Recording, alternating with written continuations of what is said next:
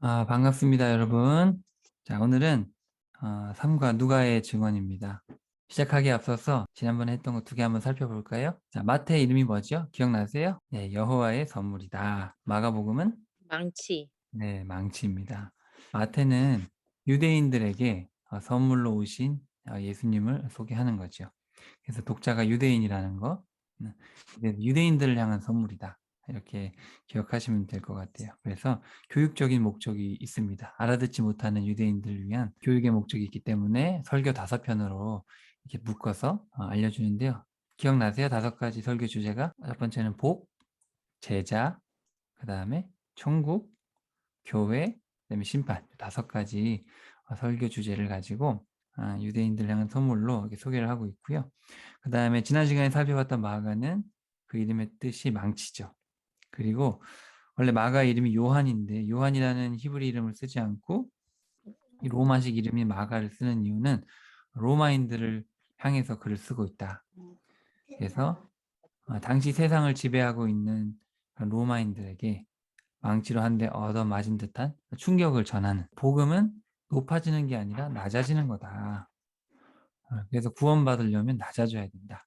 그런 충격적인 이야기를 하는 책이 바로 마가복음입니다. 머리에 딱 넣어놓으셔야 돼요. 유대인들을 향한 선물, 그리고 어, 로마인들을 향한, 그러니까 통치자들이죠. 통치자들을 향한 망치. 이렇게 딱 기억을 해놓으시면 이 책의 큰 그림에서의 어떤 의미, 어떤 말을 하고 싶은지를 여러분이 아실 수 있을 거예요. 자, 그다음 오늘 세 번째는 누가의 증언. 자, 교재 49쪽 소개입니다. 빛을 비추다. 누가의 이름의 뜻이 빛을 비추다.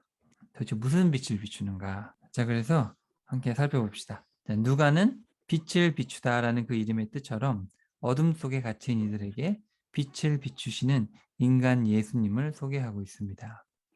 누가는 성경의 저자들 가운데 유일한 이방인으로서 실제 일어났던 사건들을 기록한 자료들을 수집한 후에 성령님의 인도하심에 따라 2권으로 편집합니다. 이방인의 시각으로 예수님의 출생과 삶, 그리고 죽음과 부활에 대해서 기록한 후, 그게 누가복음이고요. 그 다음에 예수님의 승천 이후에 사도들이 걸어갔던 사명의 길에 대해서 베드로와 바울을 중심으로 또 기록을 하는 게 사도행전입니다. 그래서 이 누가라는 사람이 2권을 기록했습니다. 그래서 쉽게 얘기하면 누가는 이방인이다. 유일한 성경 저자들 중에 이방인이다. 그렇기 때문에 이방인들을 향한 빛 대신 예수님을 소개하고 있다. 이렇게 기억하시면 될 것 같아요. 자, 우리 49쪽의 도표를 보시면 자, 구원의 빛으로의 세심한 인도 되어 있죠. 그래서 여기 5가지로 이렇게 되어 있는데 첫 번째는 성령님의 빛. 그래서 누가는 성령님에 대해서 아주 자세하게 이 모든 것을 성령님이 인도하셨다. 이렇게 얘기를 합니다. 그래서 앞부분에는 계속해서 성령님에 대한 이야기를 하고 있고요. 예수님의 탄생과 준비 과정 속에서. 그런 이제 예수님이 사역을 시작하시는 이제 갈릴리. 그래서 갈릴리에서 이제 빛을 이렇게 전하시는데 처음엔 대중들에게 전하시고 그 다음에 종교 지도자들에게 전하시고 그리고 제자들에게 이렇게 전하시는데 예수님은 기도하십니다.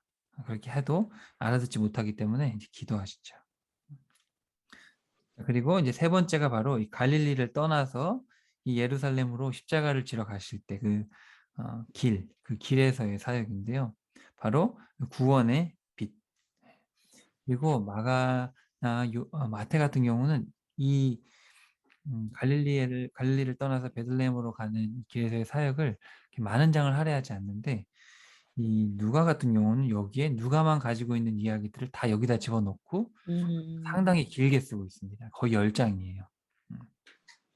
그리고 여기가 이 누가복음의 핵심이라고 말씀드릴 수 있겠습니다. 이 교차 대칭 구조로 되어 있고요. 그 다음에 이제 예루살렘의 빛. 그래서 예루살렘에서도 보면 종교 지도자들에게 가르치시고 어떤 이들에게 가르치시고 제자들에게 가르치시죠. 그리고 마지막으로 이제 말씀의 빛 끝까지 위로하시며 성경을 깨닫게 하시는 예수님.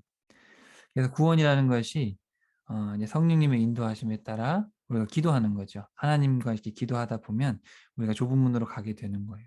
그리고 하나님은 끝까지 성령님께서 우리 안에 계신 성령님이 끝까지 말씀을 가르치시게 됩니다. 어떤 그런 구원의 여정을 이렇게 기록을 해놨죠. 자, 쭉 한번 읽어보겠습니다. 다음 장으로 가셔서 50쪽. 자, 하나님은 누가를 통해 구원에 이르는 길을 분명하고 구체적으로 보이십니다. 누가는 총 5단계로 구분하여 예수님을 증언하고 있는데 각 단계를 통해 구원의 여정을 구체적으로 설명합니다. 먼저 예수님의 공생애 전 이야기를 다루면서 성령님께서 모든 것을 친히 예비하시고 인도하셨음을 강조합니다. 즉, 구원은 성령님께서 우리보다 앞서 친히 예비하시고 이루시는 일이라는 것이죠. 두 번째, 공생애를 시작하시고 갈릴리에서 사역하신 예수님께서 때를 따라 기도하시는 것을 강조합니다. 성령님께 이끌려 제자가 된 이들은 주인 되신 하나님과 올바른 관계 속에서 늘 소통해야 한다는 것이죠.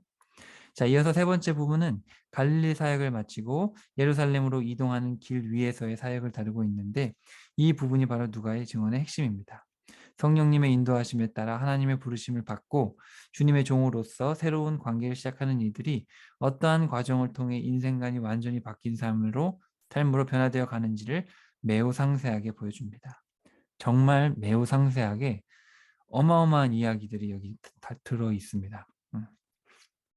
이후 이어지는 네 번째 단계에서는 십자가 죽음을 며칠 앞에 두고 끝까지 밤낮으로 진리를 가르치시는 예수님이 강조됩니다. 변화된 제자는 진리를 전파하기 위해 끝까지 충성한다는 것을 보여줍니다. 마지막 다섯 번째, 예수님은 부활하신 후 여전히 깨닫지 못하는 제자들에게 성경을 깨닫게 하십니다. 인간은 부활하신 예수님을 만날 때 비로소 하나님의 모든 말씀을 비로소 온전히 깨닫게 된다는 것이죠. 영생의 부활에 참여하기 전까지는 여전히 부족함이 있는 인간이기에 늘 하나님의 인도하심과 가르침을 따라가야 한다라는 것입니다. 그래서 한 부분 한 부분 이렇게 좀 살펴볼게요. 자, 첫 번째는 성령님의 빛. 1장 1절부터 4장 13절까지. 자, 처음에 예고하시는 성령님입니다. 자, 봅시다. 성부 하나님께서는 누가를 통해 성령 하나님께서 성자 예수님의 길을 친히 예비하시고 인도하셨음을 분명하게 기록하게 하십니다. 하나님은 먼저 예수님의 길을 예비할 세례 요한이 태어날 것을 가브리엘 천사를 통해 그의 아버지 사가랴에게 알리시면서 그가 모태로부터 성령님의 인도하심에 온전히 이끌림을 받게 될 것이라고 말씀해 주십니다. 6개월 후 하나님은 가브리엘 천사를 마리아에게 보내어 성령님께서 찾아오셔서 하나님의 능력으로 덮으심으로 하나님의 아들을 낳게 하실 것이라 말씀하십니다. 천사를 통해서 성령께서 하실 것이다. 성령께서 세례 요한을 낳게 하시고 성령께서 마리아의 뱃속에 예수님을 잉태하게 할 것이다. 이후 마리아를 만난 엘리사벳은 성령님께 온전히 사로잡힌 채 큰 소리로 마리아를 축복합니다. 그리고 이에 마리아는 교만한 자를 낮추시고 낮은 자를 높이시는 하나님을 찬양하게 됩니다. 여러분 직접 읽어보시면 성령이라는 단어가 계속 나오는 것을 여러분 볼 수 있어요. 자, 그 다음에 두 번째, 선포하시는 성령님. 시간이 흘러 세례 요한이 태어나게 되는데 그때 아버지 사가랴는 성령님의 온전한 인도하심에 따라 이스라엘을 속량하시고 구원하시는 하나님의 언약과 긍휼의 말씀을 선포하게 됩니다. 6개월 후 로마 황제의 명령을 따라 호적하기 위해 고향 베들레헴에 거주하던 마리아는 예수님을 낳게 됩니다. 사랑방에 사람들이 가득 차 있어서 그 위에 아기 예수님을 뉘어놓습니다. 한편 구주의 탄생을 알린 천사의 소리를 듣고 목자들이 찾아와 천사가 아기에게 대해 알려준 것을 요셉과 마리아에게 알린 후에 돌아가게 됩니다. 그 다음에 인도하시는 성령님. 40일 후 율법에 따라 정결 예식을 행하기 위해 성전에 올라갔을 때 시므온이 성령님의 인도로 아기 예수님께 찾아옵니다. 이때도 성령님께서 시므온을 데려오신 것이죠. 성령님은 그의 입을 통해서 이 아기가 온 인류의 구원을 위해 오신 분이며 이방을 비추는 빛이요 이스라엘의 영광임을, 그러나 동시에 그분으로 인해 많은 이들이 패하기도 하고 흥하기도 할 것이며 여러 사람의 마음의 생각을 드러내실 것이기에 어머니 마리아의 혼이 칼로 찔리듯 고통스러울 것이다. 이렇게 말씀을 또 하십니다. 한편 오랫동안 과부로서 하나님을 섬겨오던 안나도 찾아와 예수님에 대해서 사람들에게 전해줍니다. 시간이 흘러 예수님이 12살이 되었을 때 예루살렘을 방문하게 되는데 그곳에서 예수님의 지혜와 대답을 들은 선생들은 엄청난 충격을 받게 됩니다. 자신을 찾던 부모에게도 자신이 아버지의 집에 있어야 한다는 말씀하심으로써 자신이 하나님의 아들임을 선포하시지만 부모는 깨닫지 못합니다. 자, 여기서 선생들이 아기 예수님이잖아요. 12살 때 12살 예수님이 하시는 말씀을 듣고 이게 엄청난 충격을 받게 됐다. 이 단어가 누가복음에 몇 번 안 나오는데 죽은 사람을 예수님이 어 부활하신 어떤 그런 죽은 사람이 살아나는 그거를 봤을 때 충격을 이 같은 단어를 씁니다. 그러니까 예수님이 하나님의 아들이심을 어 그때부터 보이시는 거죠. 일반 사람하고는 차원이 다른 거예요. 그다음에 이제 준비하시는 성령님. 자, 때가 되어 성령님은 세대 요한으로 하여금 회개의 세례를 전파하게 하십니다. 무엇을 해야 하는지 묻는 무리들을 향하여 정의와 공의를 행할 것을 강조합니다. 자, 여기 한번 밑줄 쳐보시고 다른 복음서에는 세례 요한이 정확하게 무슨 얘기했는지 잘 안 나오는데 여기 보면 사람들이 세례 요한에게 무엇을 행해야 됩니까? 이렇게 했을 때 정의와 공의를 행해야 된다. 음. 이거는 왜 이렇게 돼 있냐면 누가는 특별히 이걸 강조하는 겁니다. 누가는 정말 가난하고 소외된 자들하고 함께 있는 정말 소외된 자, 이방인들의 빛이잖아요. 그러니까 정말 약하고 굶주린 자들과 같이 있는 예수님을 많이 강조합니다. 그렇기 때문에 정의와 공의라는 말을 직접 하는 거죠. 그래서 정의와 공의를 행해야 된다. 없는 자에게 입을 것과 먹을 것을 나눠주고 세금은 부과된 것만 거두고 군인들도 강탈이나 거짓 고발을 버리고 받은 급료로 만족하라. 사람들은 그의 모습을 보고 예언된 구원자에게 생각하지만 요한은 성령님으로 충만케 하시고 불의 심판을 베푸실 참된 구원자가 오실 것이다. 이렇게 전하게 됩니다. 이때 성자 예수님께서 오셔서 세례 요한에게 세례를 받으시고 기도하시는데 그때 하늘이 열리면서 성령 하나님께서 비둘기 같은 형태로 내려오시고 성부 하나님께서 하늘로부터 너는 내 사랑하는 아들이라 내가 너를 기뻐하노라 하고 말씀하십니다. 성령님은 누가를 통해 예수님으로부터 아담과 하나님에 이르는 족보를 기록하게 하심으로 예수님이 바로 온 인류를 위한 구원자로서 준비된 분임을 모든 이들에게 보이십니다. 이후 성령님께서는 예수님을 광야로 이끄시어 시험을 받게 하시는데 예수님은 말씀으로 마귀의 모든 시험을 이기십니다. 그래서 여기서 누가복음에서 나오는 족보는 예수님부터 쭉쭉쭉쭉 올라가서 아담까지. 마태복음에서는 이 유대인들을 위해서 글을 썼기 때문에 유대인들의 조상은 누구죠? 아브라함이잖아요. 그래서 아브라함부터 예수님까지 이렇게 기록하고 이 누가 같은 경우는 이방인들을 향해서 그렇죠?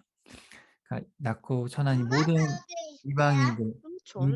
이방인들을 위해서 이방인들을 위해서 글을 쓰고 있기 때문에 아담까지 예수님으로부터 거꾸로 올라가서 이제 아담까지 이제 가게 됩니다.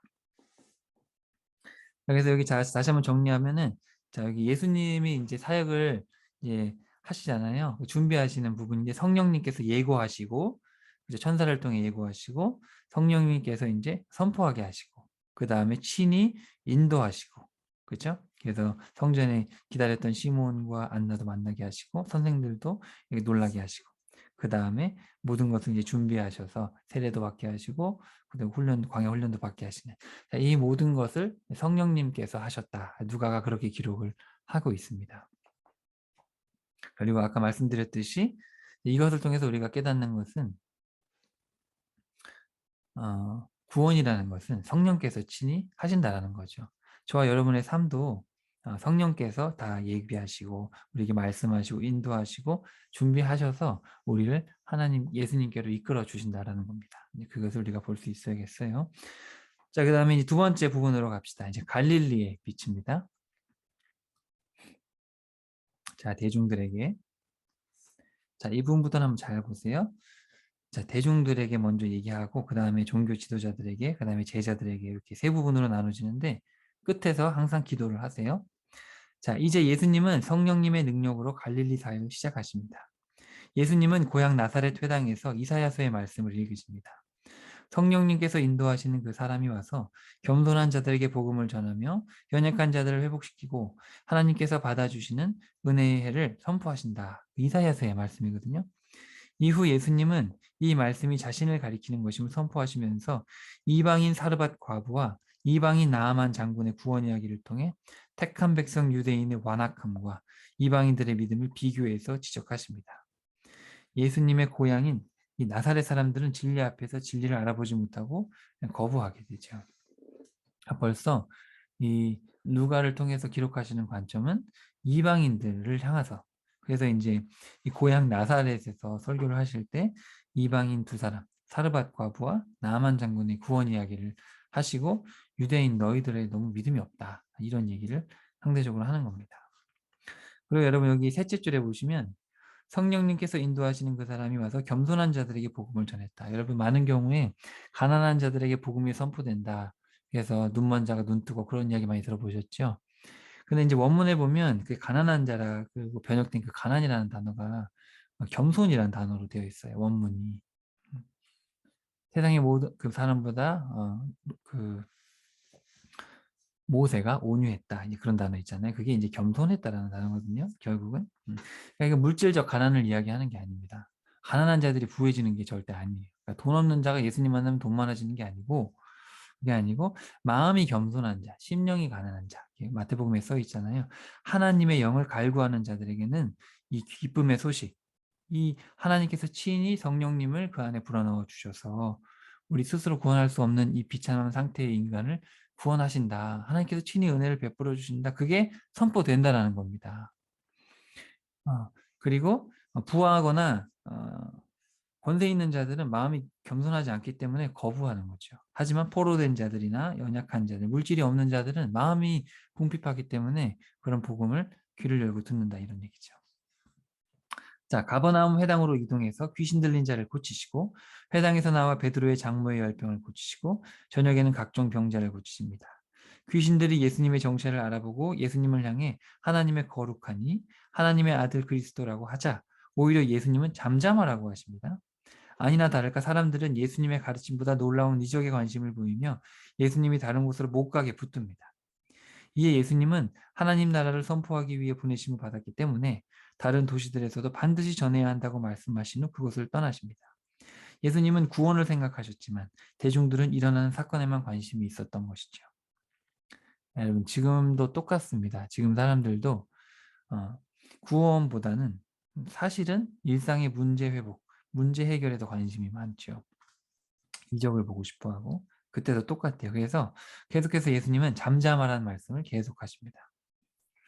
이후 예수님은 그날 아무 고기도 못 잡아 허탈해하던 베드로와 그의 동료들에게 많은 고기를 잡게 하시는 표적을 보이신 후 자신의 제자로 부르십니다.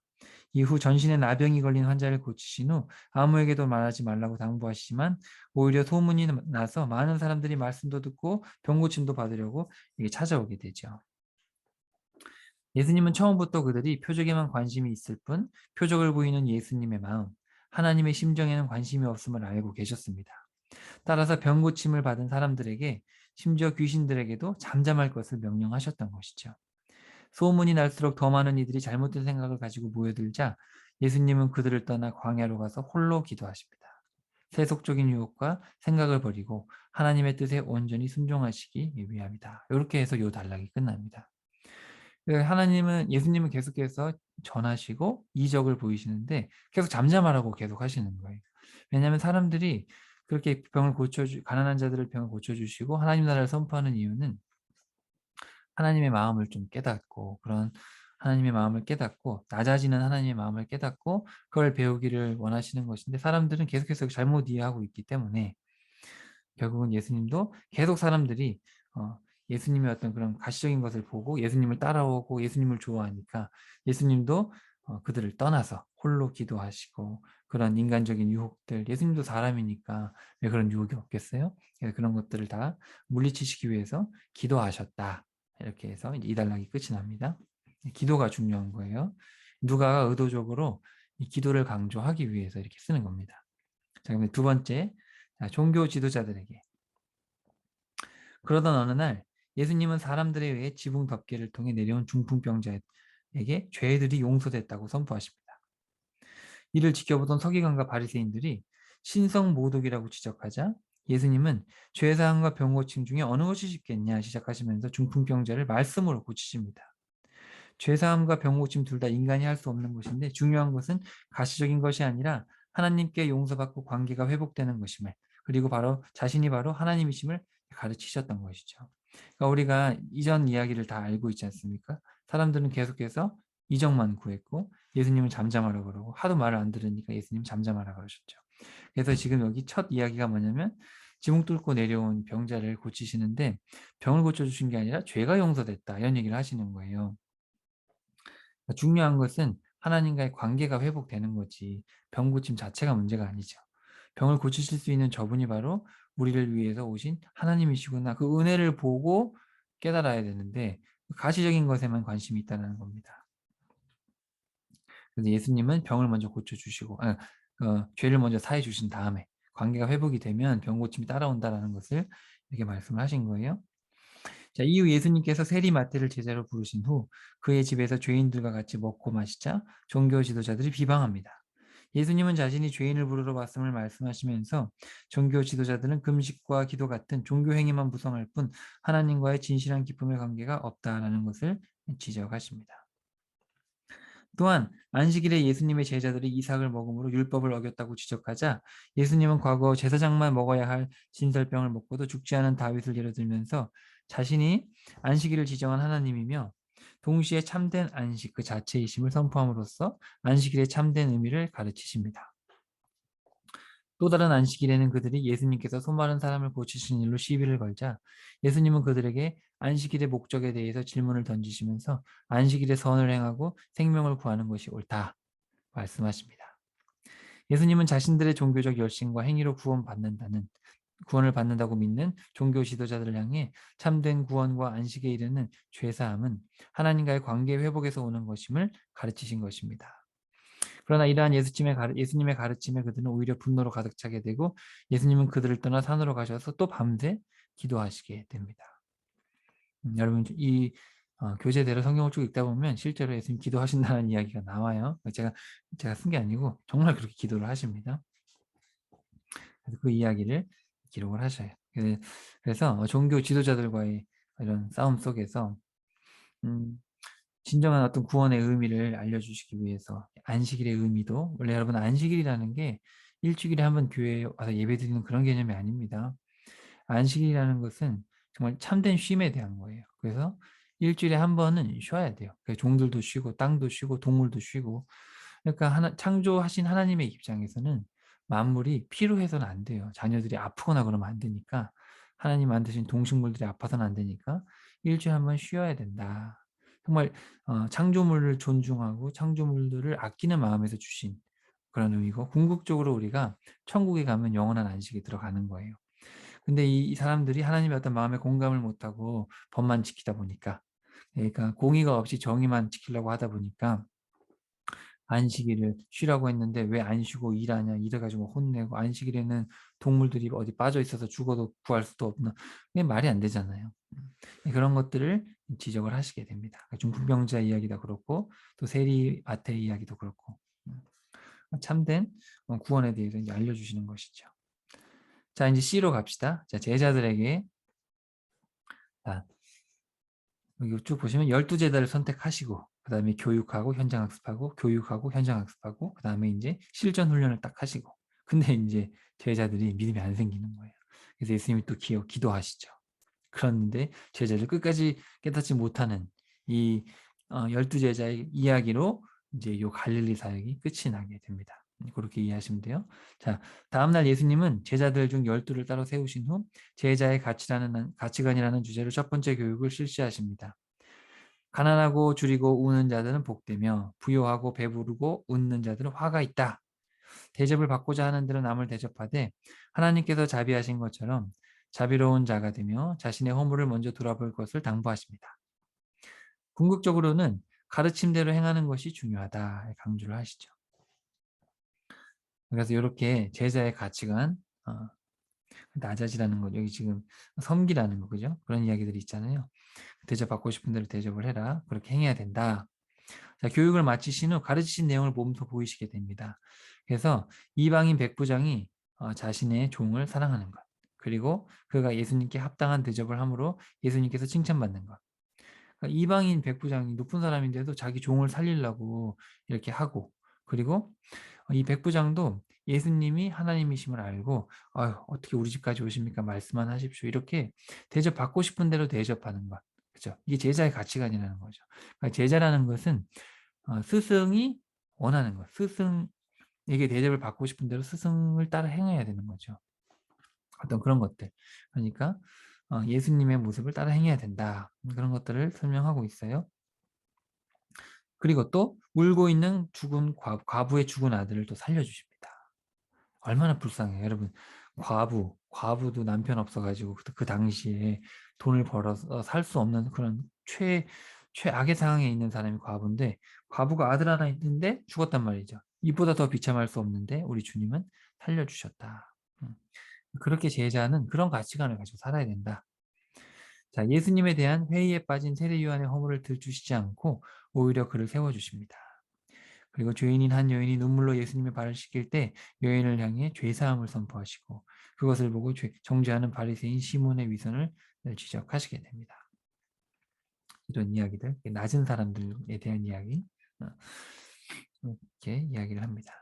그리고 세례 요한도 예수님에 대한 기대가 조금 달랐어요. 온전하지가 못했기 때문에 세례 요한이 죽어갈 때 예수님 맞습니까? 더 기다려야 됩니까? 뭐 이런 얘기를 하는데 세례 요한 뭐라 하지 않고 세례 요한을 또 이 시리에 빠진 세례 요한을 이해하고 또 오히려 세례 요한을 높여 주시는 정말 대접을 하는 우리 예수님의 모습을 볼 수 있습니다.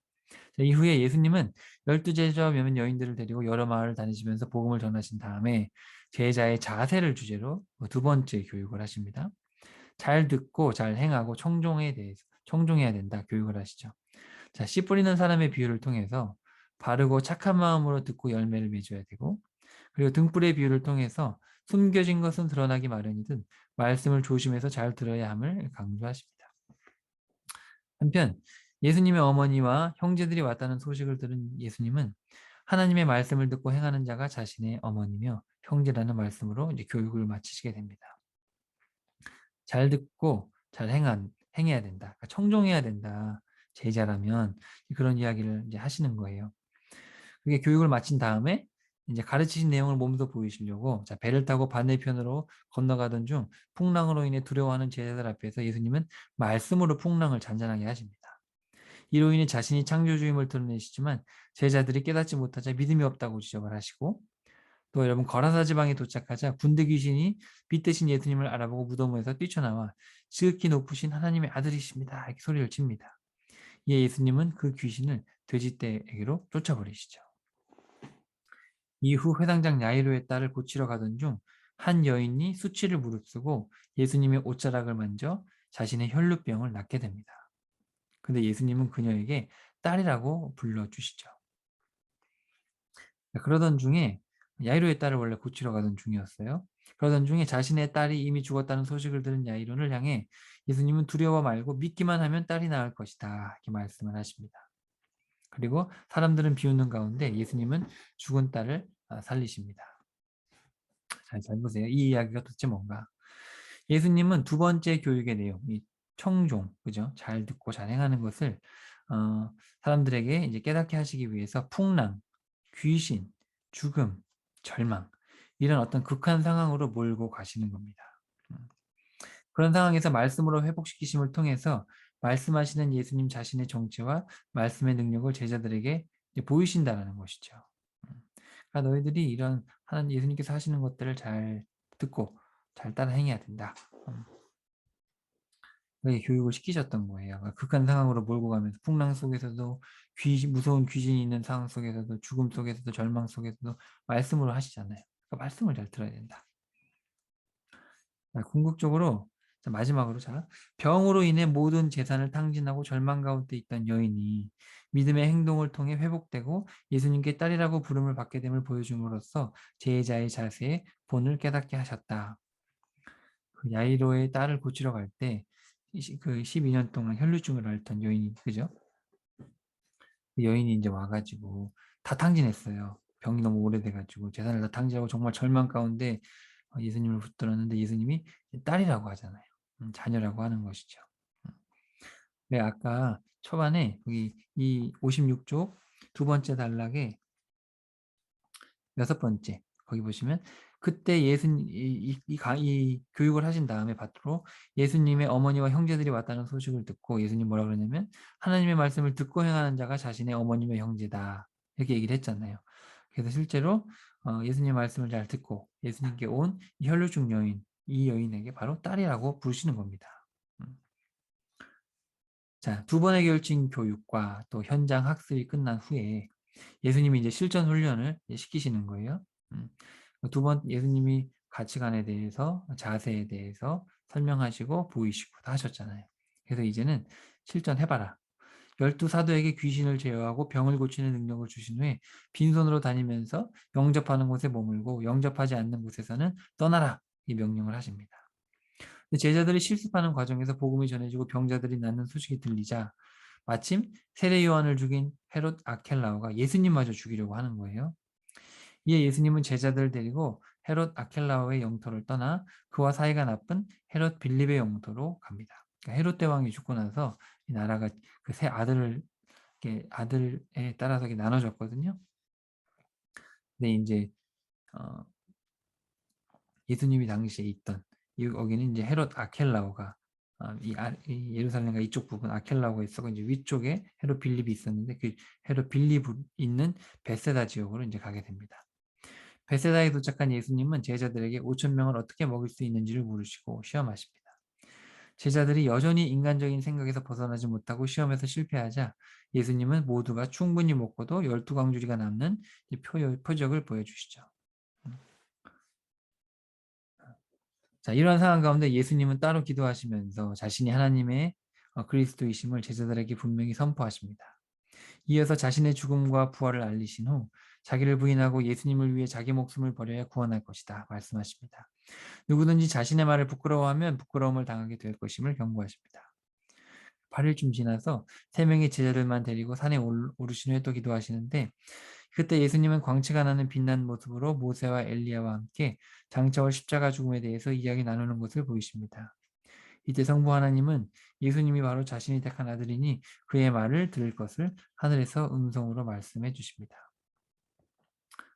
자, 이렇게 해서 예수님의 갈릴리 사역이 마무리됩니다.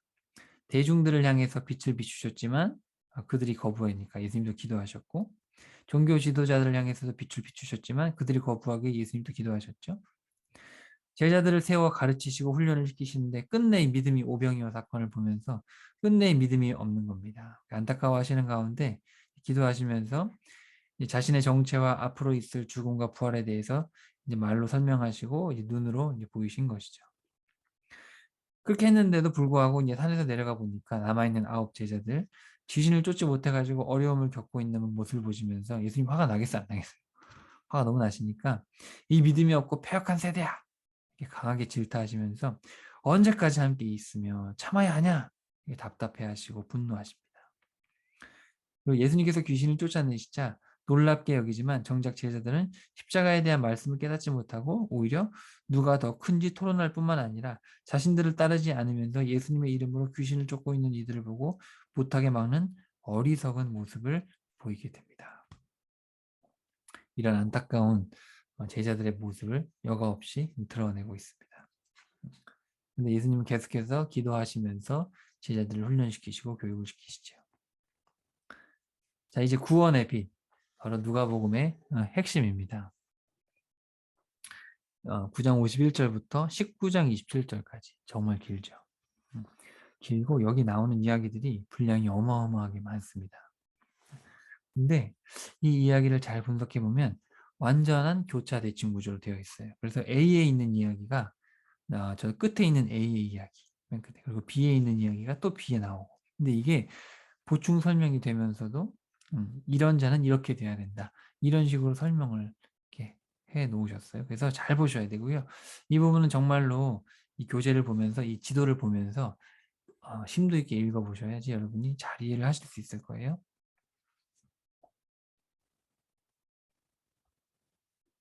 자, 한번 봅시다. 자, 갈릴리 사역을 마치신 예수님은 이제 십자가를 지시기 위해 예루살렘으로 내려가시게 됩니다. 누가는 이 부분에서 다른 증언들의 없는 내용들을 종합하여 상세하게 기록하고 있습니다. 하나님께서 인간을 향해 어떻게 구원의 빛을 비추어 가시는지를 기록하고 있는데 특별히 교차 대칭 구조를 이용해 앞부분의 각 주제를 뒷부분에서 다시 역으로 언급하면서 가르침을 더욱 분명하게 할 뿐만 아니라 핵심에 있는 구원을 강조하고 있습니다. 네. 너무너무 중요한 부분이고 이 부분만 이해하시면 거의 뭐 복음의 정수를 깨달았다 해도 과언이 아니죠. 한번 봅시다. 자, A예요. 제자의 부르심. 이 부분에는 맨 앞과 맨 끝을 이렇게 되어 있어요. 그래서 제자들의 오해와 제자 훈련의 기쁨, 그리고 구원받은 맹인과 세리, 문화의 비유. 자, 여기 설명을 했으니까 한번 읽어봅시다. 자, 먼저 구원의 여정은 부르심에 대한 응답으로 시작이 됩니다. 당시 제자들은 부르심에 대해서 오해했습니다. 생명의 구원을 위해 부르심을 받았음에도 사마리아인들이 받아들이지는 않는 이유로 저주를 선포하는가 하면 자신의 일을 먼저 끝내고 따르겠다고 요구하기도 합니다. 실습을 마치고 돌아온 70명의 제자들은 부르심을 받아 쓰임받는 것에 기뻐하는 것이 아니라 귀신들이 자신들에게 행복한 것을 기뻐할 뿐이었습니다. 예수님은 이러한 제자들의 오해를 지적하시면서 이러한 것들을 보고 깨닫게 하신 하나님께 감사해야 된다 할 것을 지적을 하십니다. 여기 이제 9장 51절부터 10장 24절의 이야기인데, 자, 맨 끝으로 가면, 자, 그러나 제자들은 예루살렘 도착 직전까지도 이거를 깨닫지를 못해요. 예수님께서 십자가와 부활에 대해서 말씀하셔도 깨닫지 못합니다. 그런데 제자들과는 다르게 여리고 맹인은 예수님을 알아보고 그 믿음으로 구원을 받습니다. 지배국가인 로마에 고용되어 세금을 거둠으로 민족의 미움을 받고 죄인이라고 손가락질 받았던 세리, 그 중에서도 세리 장이었던 이 삭개오는 예수님을 만난 후 재산의 반을 가난한 자들에게 나눠주는 공의와 또 빼앗은 것이 있으면 네 배로 갚는 정의의 삶을 약속합니다. 이에 예수님은 그가 구원을 받았음을 선포하십니다.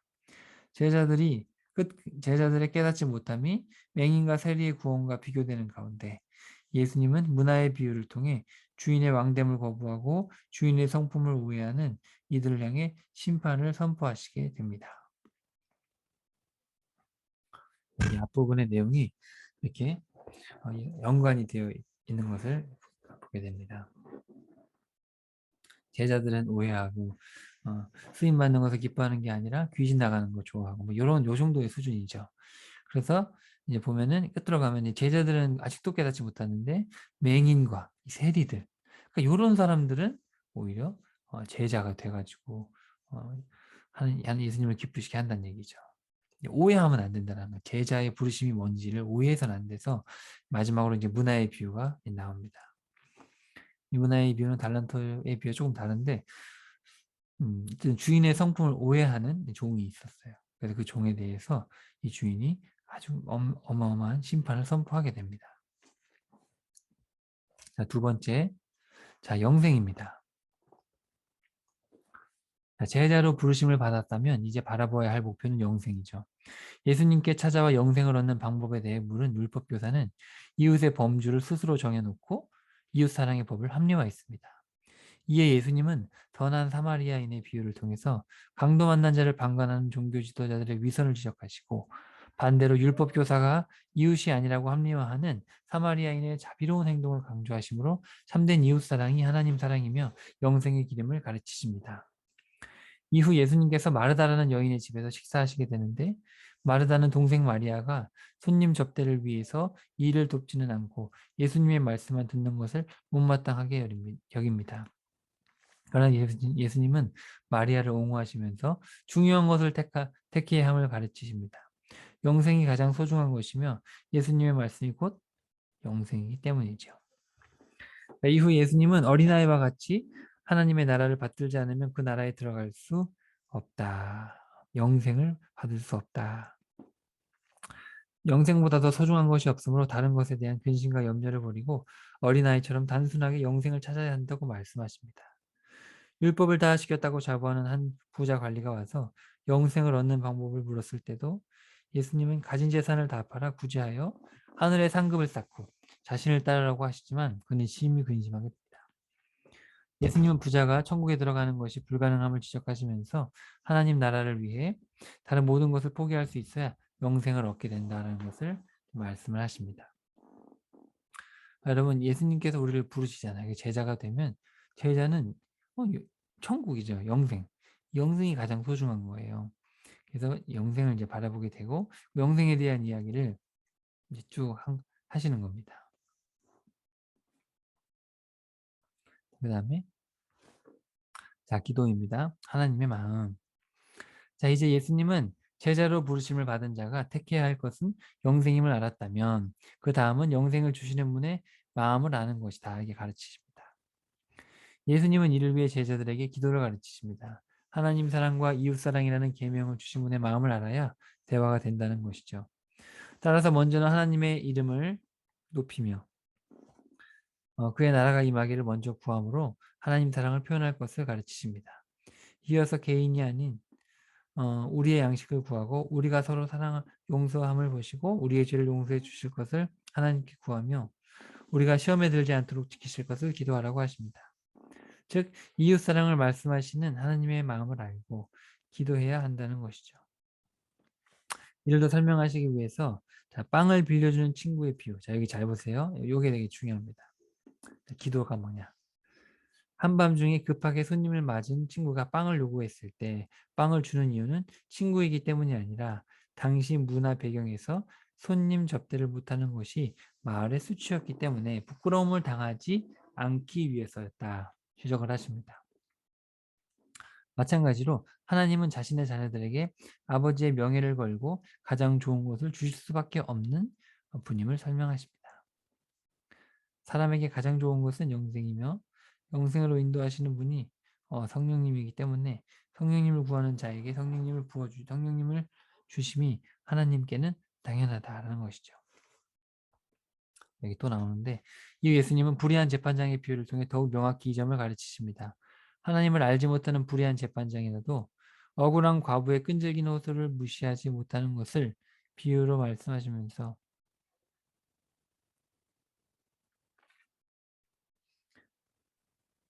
어, 비유로 말씀하신 하물며 공의로우신 하나님은 억울한 자들의 부르짖음에 즉각 응답하시는 분이실 수밖에 없음을 비교해서 설명을 해주십니다. 그럼에도 불구하고 재림하실 때가 되면 그런 하나님을 신실하게 믿고 따르는 자가 없을 것임을 경고하시죠. 그러니까 이 이야기는 불의한 재판관인데 억울한 과부가 끈질기게 매달려서 얻어낸 것처럼 하나님께 매달려야 된다는 얘기가 전혀 아닙니다. 그런 얘기가 아니고 하나님은 그렇지 않다는 거죠. 세상에 불의한 재판관도 끈질기게 매달리면 해주는데 우리 주님은 전혀 그런 분이 아니죠. 우리 주님은 억울한 자들의 부르짖음에 즉각 응답하실 수밖에 없는 그런 하나님이시다. 음. 하나님이 어떤 분인지를 제대로 안다면 당연히 우리가 하나님을 신뢰한다면 완전하시고 졸지도 주무시지도 않고 자녀들을 위해서 애쓰시는 주님을 우리가 알고 그분의 마음에 공감이 되면 된다라는 것인데 문제는 이제 예수님께서 재림하실 때 그런 자가 없다라는 것이죠. 그렇게 하나님을 신실하게 믿고 따르는 자가 없을 것이다. 자, 이러한 경고에도 불구하고 자신을 의롭게 여기고 남을 멸시하는 자들을 향해 예수님은 바리새인과 세리의 기도의 비유를 말씀하십니다. 바리새인의 기도는 예수님께서 가르친 것과는 정반대로 자신의 의로움을 일방적으로 드러내는 기도였던 반면 세리는 하나님의 의로움 앞에 자신의 죄인됨을 고백하는 기도였습니다. 예수님은 세리만 하나님께 의롭다 하심을 받았다고 말씀하시면서 하나님의 말씀을 아는 것이 하나님의 마음을 아는 것이 가장 중요하다.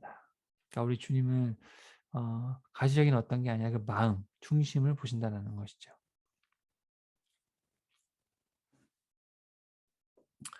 그래서 하나님을 전적으로 신뢰하고 하나님은 우리의 선한 기도에 즉각 응답하시고 우리의 어떤 연약함을 끝까지 또 지키시고 인내하시는 그런 분이심을 우리가 신뢰하는 것이 중요하다. 그런 얘기가 되겠습니다. 자, 그다음에 자, 분별. 네 번째, 자, 마음을 재설정해야 된다. 자, 이어서 예수님은 하나님의 마음을 진심으로 아는 자는 그의 마음 또한 바뀌게 됨을 말씀하십니다. 예수님께서 귀신을 쫓아내시자 사람들은 오히려 예수님을 향해 귀신 들렸다고 조롱하며 하늘로부터 오는 표적을 구하게 됩니다.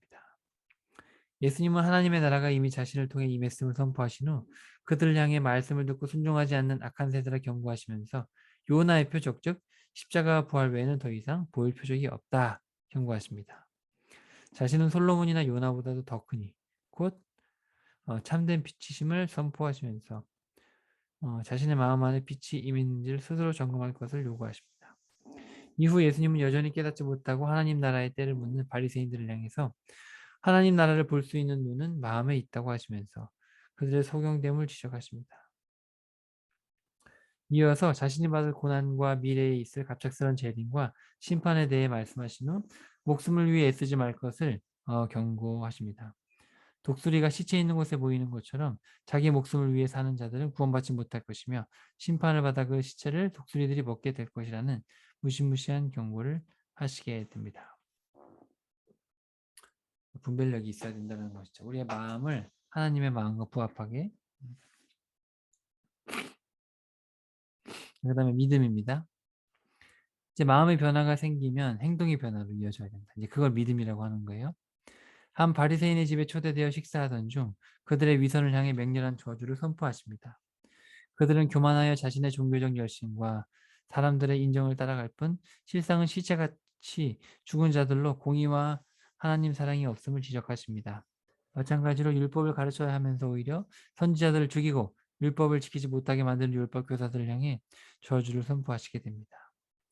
이후 예수님은 제자들을 향하여 이러한 종교 지도자들을 두려워할 것이 아니라 하나님을 두려워할 것을 말씀하신 후 예수님 자신을 시인하는 자는 구원할 것이며 성령님께서 친히 인도하실 것이니 그분을 의지할 것을 가르치시게 됩니다. 이후 예수님은 하나님을 신뢰하고 성령님을 의지하는 자의 삶이 구체적으로 무엇인지 가르치십니다. 바로 용서와 순종입니다. 지극히 작은 자 하나라도 실족하지 않도록 할 것과 또 용서를 구하는 자는 반드시 용서할 것을 당부하십니다. 또한 종으로서 하나님을 향한 온전한 순종을 보이라고 명령하시면서 그 예로 사마리아 나병 환자의 모습을 보여줍니다. 12명의 나병 환자가 제자들에게 제사장의 보이라고 예수님의 말씀을 따라가다가 모두 고침을 받았으나 큰 소리로 하나님께 영광을 돌리며 예수님께 돌아와 발 아래 엎드려 감사한 것은 사마리아 사람뿐이었습니다. 예수님은 한 명뿐임을 안타까워하시면서 그의 믿음이 그를 구원하였다 이렇게 선포를 하시게 됩니다.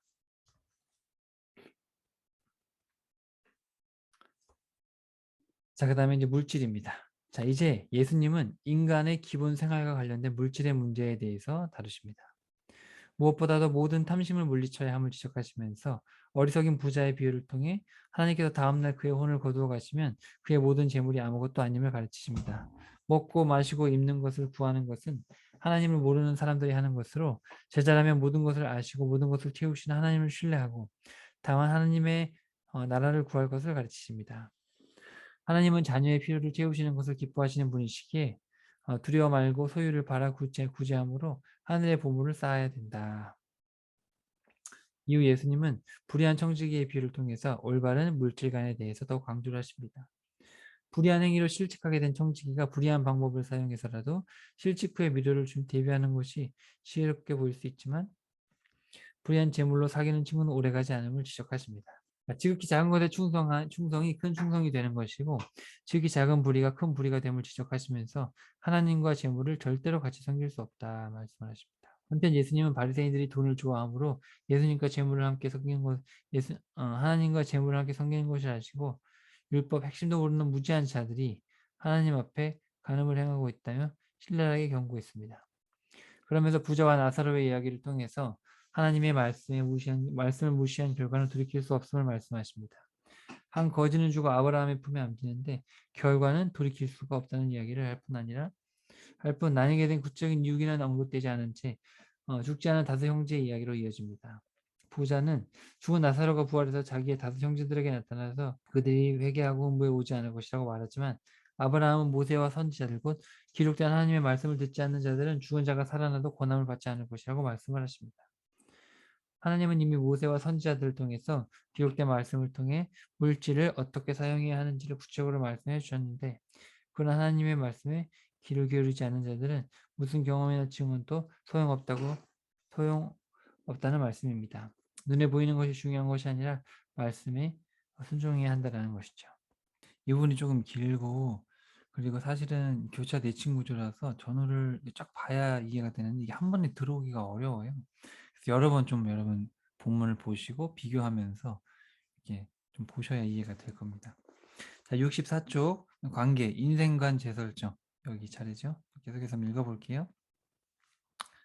자, 마지막으로 제자에게 가장 중요한 것은 하나님과의 올바른 관계임을 가르치십니다.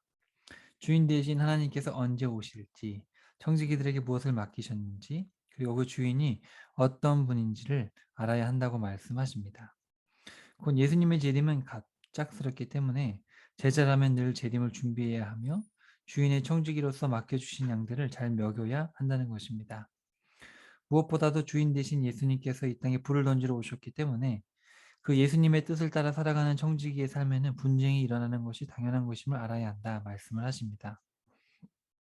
이러한 올바른 관계가 있는 자만이 고발하는 자와 화해할 수 있고 회개할 수 있으며 열매를 맺을 수 있다. 이런 말씀을 하십니다.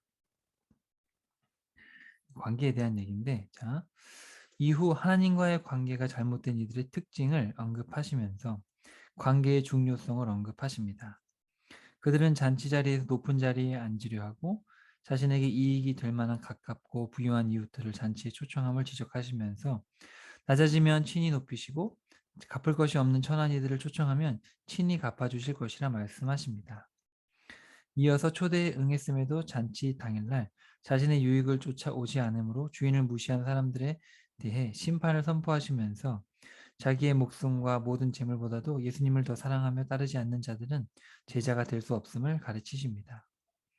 세상 사람들도 건축을 하거나 전쟁을 할 때 비용이 충분한지 승산이 있는지를 확인하는데 하물며 하나님도 확인하셔서 합당하지 않은 자를 쓰실 이유가 없다. 하나님도 다 재보신다라는 겁니다. 자, 한편 모든 세리와 죄인들이 예수님의 말씀을 들으러 가까이 오는 가운데 수군거리고 있는 바리새인들과 서기관들을 향해서 예수님은 비유를 통해 최종 경고를 하십니다. 자, 잃은 것을 찾은 주인의 기쁨을 무시하는 첫째 아들이 바로 하나님과의 관계가 뒤틀린 바리새인과 서기관들이라는 것이다. 양 100마리 중에 잃어버린 한 양을 찾을 때도 매우 기쁘죠. 남편의 결혼 선물인 10드라크마 중 잃어버린 한 드라크마를 찾을 때 더욱 기쁩니다. 두 아들 중에 잃어버린 한 아들이 돌아왔을 때 아버지의 기쁨은 이루 말할 수 없지요. 그러한 기쁨 와중에 첫째 아들은 아버지를 저주합니다.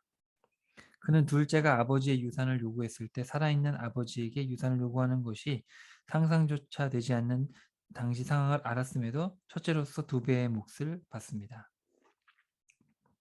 여러분 잘 아시는 그 탕자의 비유 있잖아요. 그 탕자의 비유가 이 둘째 아들에 관심이 있는 게 아니고 예수님께서 이 이야기를 누구한테 하시냐면 여기 나와 있듯이 바리새인들하고 서기관들을 향해서 하나님과의 관계가 뒤틀린 이 두 부류들, 이 종교 지도자들 향한 말씀인데요. 그때 이제 말씀을 하시는 거예요. 그래서 이 첫째 아들은 둘째 아들이 아버지에게 유산을 요구했을 때 첫째 아들은 가만히 있었냐? 첫째 아들도 받았습니다. 각각 줬다고 돼 있어요. 근데 첫째는 2배를 받아요. 2배를. 근데 당시에 아버지가 살아있을 때 재산을 요구하는 것은 이거는 있을 수 없는 일이죠. 아주 그냥 극악무도한 자녀들인데 어, 그래도 아버지는 줬다라는 말이죠. 보통 아버지가 아니죠, 이 사람도. 근데 재산을 탕진하고 돌아온 이 둘째 아들을 기쁨으로 맞이하는 아버지. 이것도 당시 문화로는 상상조차 할 수 없는 자비와 긍휼이라는 겁니다. 그러니까 이 아버지는 보통 사랑의 아버지가 아니에요. 당시 문화로서는 이해할 수 없는 살아있는데 몫을 달라고 유산을 주기도 하고 또 탕진한 둘째가 왔을 때 그렇게 막 뛰어가는 그때 아버지는 뛰면 안 됐어요. 근데 막 뛰어가 가지고 뭐 금가락지를 껴주고 이런 정말 말도 안 되는 사랑에 가득 찬 아버지인데 그 첫째 아들이 어떻게 아버지를 했냐면 이 보면 자신이 아버지로부터 종 취급을 당해왔고 그럼에도 자신은 끝까지 순종했다며 자신의 의로움을 강조하며 아버지를 위선자로 정죄합니다. 그래서 이 첫째 아들은 둘째 아들이 돌아왔을 때, 형 돌아왔을 때 이렇게 위로해주고 아버지에게 힘이 되어주는 게 아니라 아버지는 나를 노예 취급해가지고 내가 아버지한테 싫은 소리 한 번 안 했는데 나한테는 뭐 한번 베풀어 준 게 있냐? 아버지는 아이 내게 네 거고 다 그런 거 아니냐? 어, 왜냐면 유산도 다 줬거든요 이미. 근데 어, 첫째 아들은 아버지를 모욕하고 돌아온 동생까지 모욕을 했다. 그러니까 사실 이 모든 것이 첫째 아들의 위선이라는 겁니다. 생길 거 다 받아먹고 아버지를 욕하고 동생을 욕하고 아버지와의 관계도 뒤틀려 있고 동생과의 관계도 뒤틀려 있는 자, 이 이야기가 바로 당시 종교 지도자들, 더 크게는 하나님의 장자인 이스라엘의 위선에 대한 최종 경고입니다. 그러니까 이 누가는 이방인들에 대해서, 그러니까 둘째 아들이잖아요, 이방인들은. 근데 첫째 아들이 바로 이스라엘인데 이 이스라엘의 지금 위선을 경고하는 겁니다. 특별히 종교 지도자들은 하나님과의 관계도 뒤틀렸고 이웃과의 관계도 뒤틀렸죠. 그러니까 아버지도 무시하는 첫째 아들, 동생도 무시하는 첫째 아들. 그렇죠? 그러니까 하나님 사랑도 없고 이웃 사랑도 없는 제일 중요한 계명을 완전히 어겼다. 그래서 여기 써 있죠. 아버지 사랑, 동생 사랑 없는 첫째 아들의 위선이 하나님 사랑과 이웃 사랑이 없는 종교 지도자들과 이스라엘 전체의 위선에 대한 신랄한 고발이었다. 하나님은 그들에게서 참된 용서와 회개, 선한 열매를 보실 수 없었기 때문에 그들을 더 이상 쓸 수도 쓰실 이유도 없다. 이렇게 아주 적나라하게 말씀을 하시는 겁니다. 자, 이제 제일 중요한 거 이제 구원입니다. 좁은 문. 자, 결론적으로 예수님은 구원의 길은 매우 좁은 문이다. 강조를 하시게 됩니다. 자, 제자로의 부르심에 응답한 자가 영생의 중요함을 깨닫고, 자, 여기 잘 보세요. 여기 67쪽의 도표를 잘 보면서 여러분 이해를 하셔야 돼요. 요 9장부터 19장까지의 이야기를 이걸 산발적으로 이해하면은 그냥 교훈으로 남는데 이게 점진적인 거거든요. 그래서 여기 67쪽의 도표를 보시면 전반부가 있고 후반부가 있는데 전반부는 쭉 내려가요. 제자로부터 시작해서 영생, 기도, 분별, 믿음, 물질, 관계, 구원으로 가서 맨 가운데 좁은 문의 이야기가 나오고 그 다음에 그 이야기를 끝으로 다시 관계, 물질, 믿음, 분별, 기도, 영생, 제자 그런 식으로 이야기가 펼쳐지게 돼요. 참 재미있죠. 정말 그렇게 되어 있는데 그 전반부에 했던 이야기, 예를 들어서 제자들이 오해하는 부분, 막 사마리아인들 뭐 불내려서 죽일까요? 뭐 이런 얘기도 하고 제자 훈련을 해서 이제 기쁘긴 한데 표적을 보고 좋아하고 이제 그러는데 예수님께서 나중에 후반부에 가시면 제자들은 여전히 못 깨달아요. 여전히 오해하고 여전히 표적 좋아하는데 오히려 맹인, 보지 못하는 맹인과 세리, 매국노로 오해받는 세리들은 구원을 받는단 말이죠. 그러면서 이제 문화의 비유를 하셔가지고 참된 제자, 그러니까 주인을 오해하는 사람은 제자가 될 수 없다. 아주 무시무시한 얘기를 하시는 겁니다. 그러니까 이런 식으로 비교해서 보실 수가 있어야 돼요. 전반부에서 어떤 서론적인 얘기를 하셨다면 후반부에서는 완전 정확하게 칼로 베듯이 이 교훈의 핵심을 찝어주시는 거예요. 그리고 그 가운데 이제 좁은 문이라는 거예요. 이게 구원이라는 게 좁은 문이다. 자, 좁은 문 한번 읽어볼게요. 자, 66쪽 중간에 자, 좁은 문.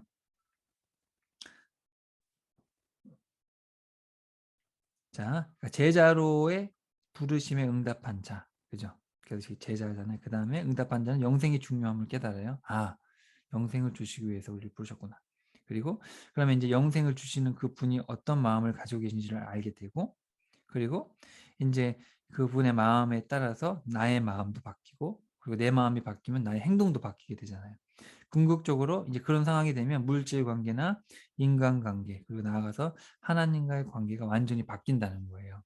그게 구원이라는 거예요. 구원. 구원의 여정이 그렇다는 거죠.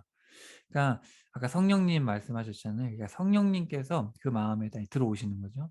그 마음에 들어오셔가지고 이제 구원 받은 자가 되는 거죠. 근데 그게 이제 구원이라는 개념이 이례적인 게 아니라 성령님께서 우리 안에 내주하시게 되면 그때부터 이제 정말 하나님을 닮아가는 그런 과정이 있는 건데 그게 이제 제자로 부르심을 받은 자가 이 영생이라는 거예요. 영원한 생명.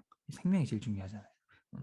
그래서 생명을 깨닫고 그 생명을 주신 분의 마음을 알고 그래서 내 마음이 바뀌고 내 행동이 바뀌고 그래서 내 물질 관계, 인간관계, 하나님과의 관계가 완전히 바뀌어간다. 이제 그 이야기를 지금 9장부터 19장까지 하는 거예요.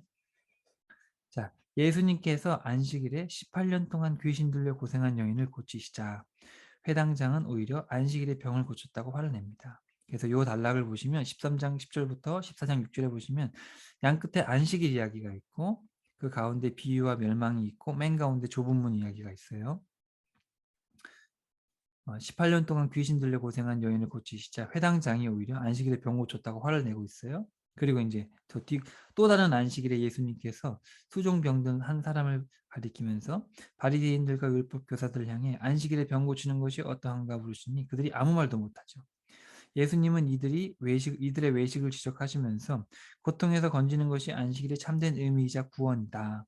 안식일을 제정하신 목적은 약자 보호와 생명 존중에 있는 것인데 이러한 창조주의 뜻은 모른 채 오히려 생명을 올가매는 도구로서 안식일을 너희들이 남용하고 있구나. 그러니까 여러분 우리가 똑같아요. 지금 주일 성수도 '아 주일 안 지키면은 벌 받습니다.' 여러분 그게 아니에요. 주일은 여러분이 쉬어야 됩니다. 주일은 정말 쉬어야 돼요. 여러분이 주일에 쉬시면서 하나님의 말씀으로 다시 한번 방향을 바로잡고 막 우리의 삶을 한번 돌아보고 인제 그런 시간이 주일이지 막 주일에 막 분주하게 막 사역해 가지고 막 힘들고 주일 안 지키면 막 그렇지 않아요. 하나님은 절대 그런 걸 원하신 적이 없어요. 음. 여러분이 이 하나님의 마음으로 우리가 하고 있는 일들을 잘 볼 수 있어야 됩니다. 음. 정말 여러분이 이 주일 예수님 부활하신 걸 우리가 기념하면서 그 안에서 다시 세상이 줄 수 없는 평안을 되찾고 그리고 성도들과 교제하면서 힘든 것도 같이 공유하면서 이런 어떤 쉼의 영혼의 쉼의 시간이 돼야지 '너 왜 주일에 교회 안 갔어? 지옥 갈라고?' 예 그거는 정말 잘못된 거예요. 정말 그건 옛날에 과거의 종교 지도자들이 하던 것과 똑같은 행동을 하는 겁니다. 음. 자 이어 예수님은 하나님의 나라를 겨자씨 한 알과 밀가루를 부풀게 하는 누룩으로 소개하죠. 그래서 안식일 이야기 다음에 비유가 나와요. 처음에는 작은 것 같지만 궁극적으로 생명을 살리고 변화시키는 것이다. 제자로의 부르심에 응답하는 것이 처음에는 보잘것없이 작은 겨자씨 같아 보일 수 있지만 그것이 구원이라는 큰 선물이 되는 것이고 작은 누룩 같지만 밀가루 전체를 부풀게 하듯 인생 전체를 완전히 변화시킨다. 그러니까 여러분 성령님이 우리 안에 내주하셔서 우리가 제자로서 부르심을 받는 이게 작은 것 같지만 이게 모든 걸 바꾸는 겁니다. 이것이 우리의 가치관, 이 땅이 아니라 영생의 가치관으로 바꿔주고 영생을 주시는 주님의 마음을 배우고 그러면 우리의 마음도 바뀌고 행동도 바뀌고 물질 관계, 사람 관계 다 바뀌는 거예요. 음. 그래야 이게 구원받은 자의 삶이라는 겁니다. 자 반대로 끝까지 하나님의 나라와 부르심을 거부하고 예수님을 죽이려는 자들, 선지자들을 죽이는 예루살렘을 향해서 곧 황폐해져서 예수님의 재림 때까지 버림받게 될 것이다. 이 무시무시한 저주를 하시게 됩니다. 그 이야기가 바로 이 좁은 이야기 전후에 있어요. 누가복음의 핵심에 해당하는 그 내용이죠. 자 이제 예수님의 예수님은 누가의 증언의 핵심이자 예루살렘으로 가는 길에서의 모든 가르침의 최종 결론으로서 구원의 문은 좁은 문이다. 자, 이 발표하시고 이게 누가복음의 핵심입니다.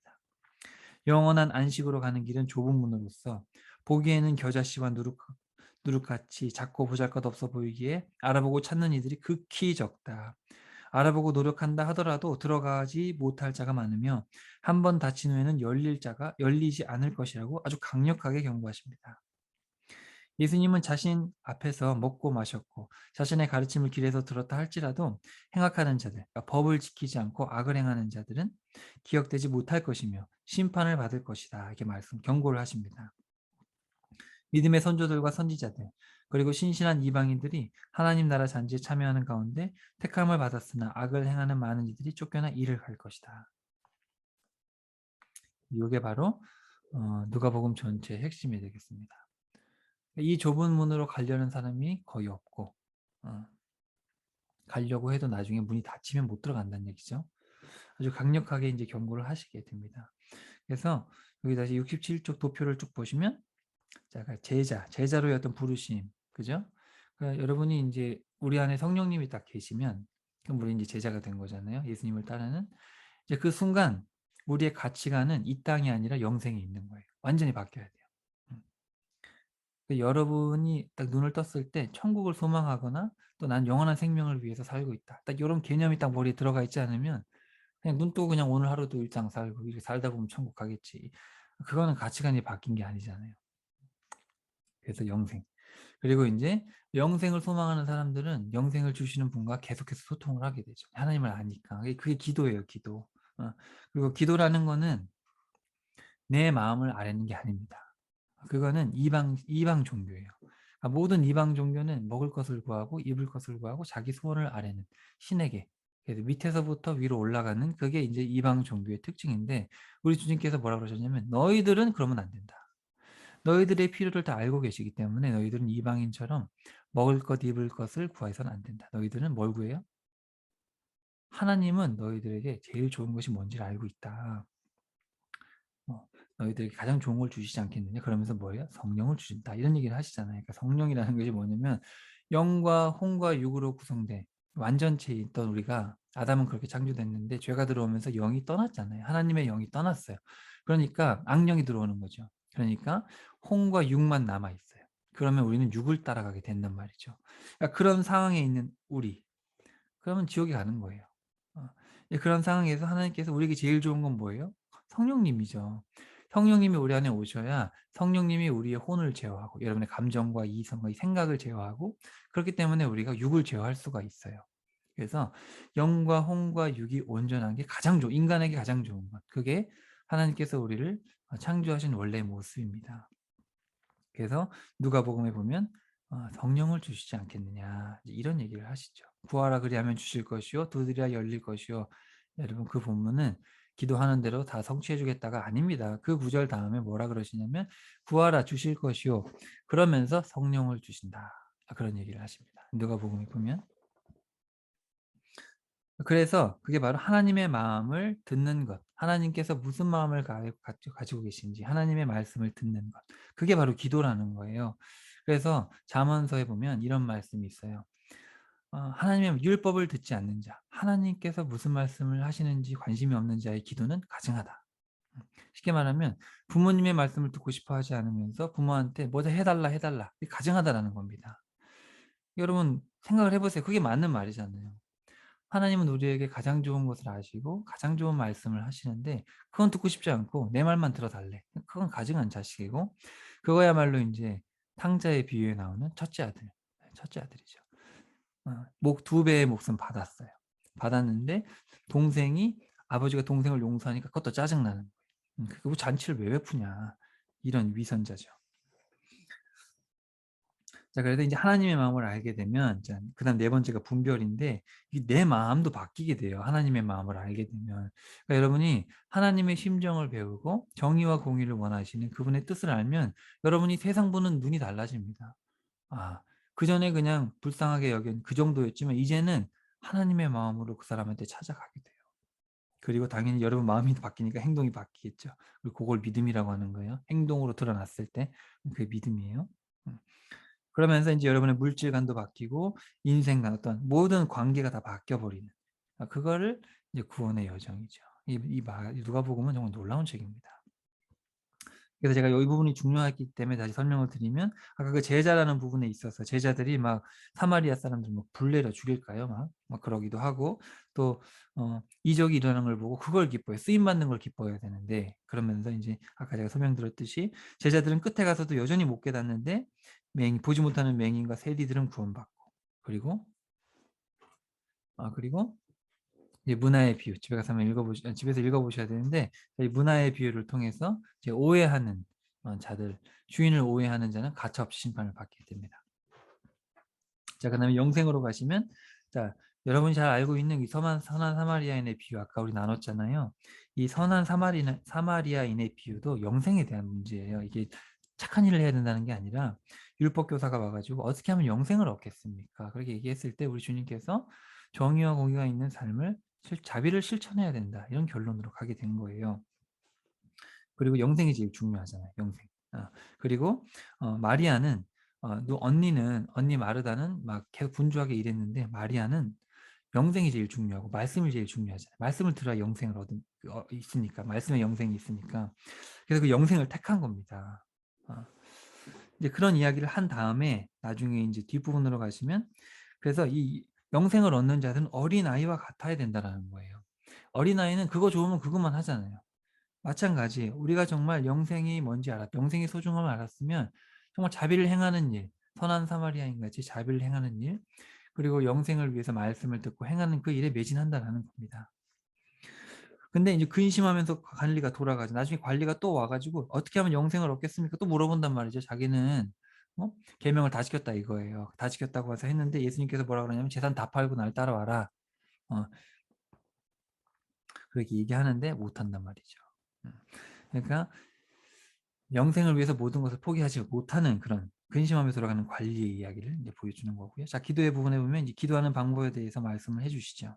그리고 어 여기 보면 빵을 빌려주는 친구의 비유와 과부와 재판장의 비유가 있습니다. 이 부분을 여러분 잘 이해하셔야 돼요. 아까 제가 말씀드렸듯이 빵을 빌려주는 친구가 뭡니까? 밤중에 친구가 와 가지고 빵을 달라는 거예요. 그럼 친구가 졸라서 주는 게 아니라는 거죠. 졸라주는 게 아니라 마을에 그 당시 문화상 안 주면은 마을의 수치였어요. 그렇기 때문에 이제 준다라는 겁니다. 그 원문을 잘 봐야 돼요, 원문을. 이게 뭐냐면은 어 하나님은 자신의 자녀를 자신이 아버지시기 때문에 자녀에게 가장 좋은 것을 줄 수밖에 없다라는 거예요. 그리고 과부와 재판장의 비유도 아까 설명드렸듯이 어 세상에 그 나쁜 재판장도 과부가 쫄라대면은 풀어줍니다. 하도 쫄라대서 귀찮아 가지고. 근데 우리 주님은 그렇지 않아요.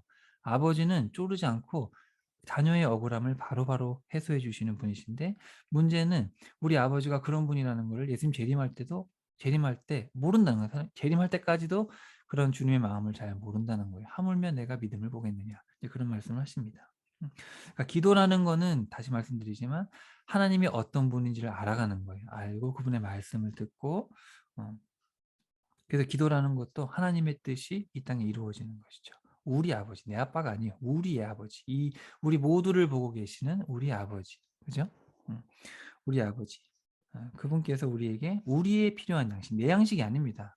내 양식, 내 아버지 이런 개인적인 신앙은 성경적이지 못해요. 우리 아버지, 우리의 양식, 우리를 용서하시고 우리에게 빚진 자를 용서할 때 우리의 빚도 용서해 주시고 우리를 죄악 가까이에서 멀리 떨어지게 해 주세요. 뭐 이런 얘기를 하는 거예요, 주기도문이. 근데 여러분 바리새인과 세리의 비유 보십시다. 자, 기도 맨 끝에 보면 바리새인이 그렇게 열심히 기도했어요. 다 보이라고. 어, 세리는 그냥 눈물로 그냥 하나님 앞에 기도했단 말이죠. 그 바리새인 기도는 안 들으시고 세리의 기도는 들으시잖아요. 그러니까 정말 뭐가 중요한지를 다시 한번 말씀을 해주시는 거죠. 그리고 이제 분별에 가서도 내 속에 빛이 있나 점검하라. 하나님 나라는 너희 안에 있다. 하나님 나라가 이미 왔으니 표적을 구하지 말아라. 재림은 갑자기 일어나는 것이니까 목숨을 위해서 애쓰지 말아라. 어떤 가신적인 것이나 이런 걸 구하지 말라는 얘기입니다. 우리 안에 빛이 있는지, 내 안에 성령이 계신지를 분별해야죠. 우리 마음을 그렇게 점검을 해야 된다는 것이고, 그리고 우리 안에 빛이 있는 사람들은 어떻게 해요? 하나님을 신뢰하고 성령님을 의지하겠죠. 그리고 용서하고 순종해야죠. 그게 성령 받은 사람들의 삶이죠. 음. 근데 종교 지도자들은 여전히 위선으로 가득 차 있죠. 그리고 그런 사람들은 어 10 명의 나병 환자가 병 고침을 받았는데 그냥 감사함 없이 집에 가 버리잖아요. 그러니까 믿음 없는 사람들, 은사를 뭐 이렇게 병 고침을 받아도 성령이 내주하는 사람들은 전혀 달라요. 그냥 병 고침 받고 집에 가는 사람, 그 믿음 없는 사람들은 그냥 갑니다.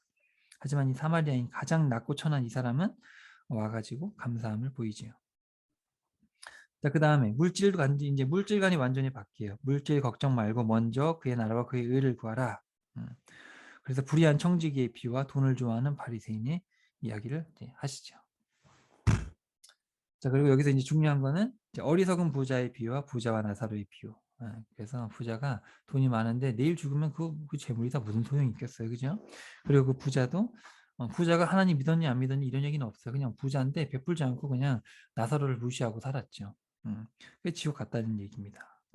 근데 여기서 또 핵심적인 건 뭐냐면은 나중에 이 부자와 나사로의 이야기의 핵심은 뭐냐면 나중에 이 부자가 인제 뜨거운 불 속에서 "제발 나사로를 보내 가지고 내 5 형제들 이곳에 오지 않게 해 주세요." 그랬을 때 아브라함이 뭐라 그러냐면은 "말씀을 듣지 않는데 죽은 사람이 가 봤자 안 된다." 이런 얘기를 합니다.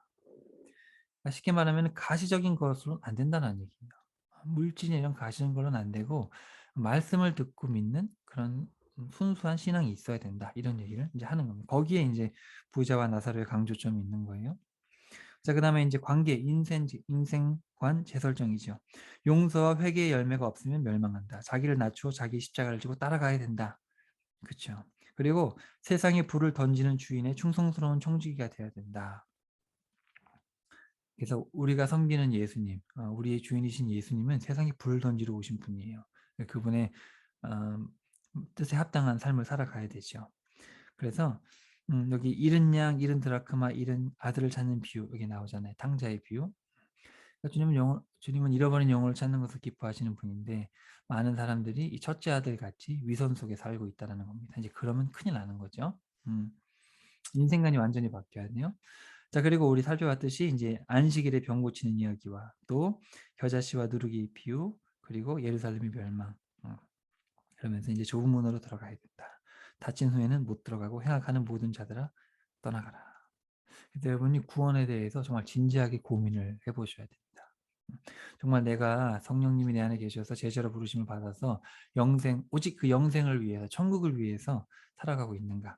그래서 그 천국을 주시는 우리 주님의 말씀에 정말 귀를 기울이고, 그래서 그분의 마음을 배워서 내 마음이 바뀌고, 내 마음이 바뀌니까 내 삶의 행동이 바뀌고, 물질 관계와 인간 관계와 이 모든 것들이 완전히 바뀌는가, 바뀌어 있는가 꼭 점검해 보시길 바랍니다. 이게 누가복음의 핵심입니다.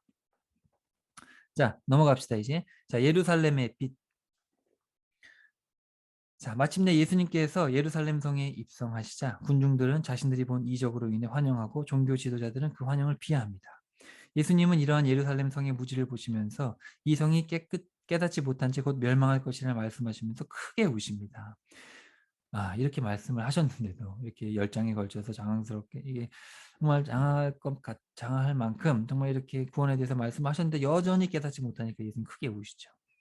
예수님은 타락한 성전을 깨끗하게 하신 후 날마다 성전에서 가르치시지만 지도자들은 깨닫지 못하고 오히려 예수님을 죽일 방도를 찾게 됩니다. 종교 지도자들이 찾아와 예수님의 권위에 대해 따지자 예수님은 백성들이 모두 인정하는 세례 요한의 권위를 인정하지는 않는 그들의 위선을 지적하면서 포도원 농부의 비유를 말씀하십니다.